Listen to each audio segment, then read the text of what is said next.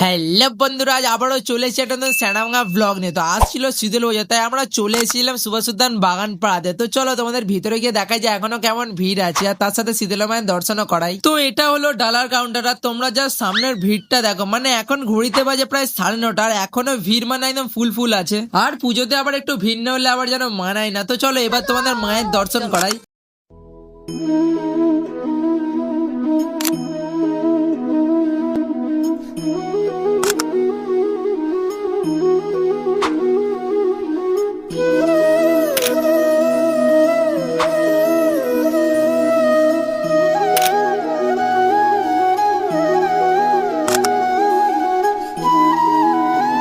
তো তারপর আমরা মায়ের দর্শন করে আর কিছুক্ষণ এখানে ঘোরাঘুরি করে বেরিয়ে পড়লাম বাড়ির পথে।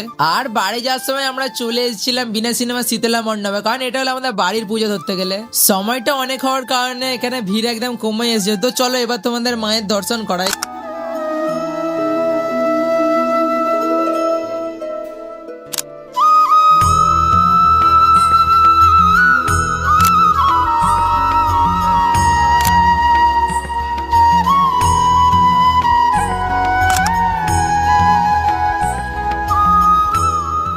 তো আজকের ব্লগটা আমরা এখানেই শেষ করছি। দেখা হচ্ছে খুব তাড়াতাড়ি আরো কোনো নতুন ভিডিওর সাথে। ততক্ষণের জন্য টাটা।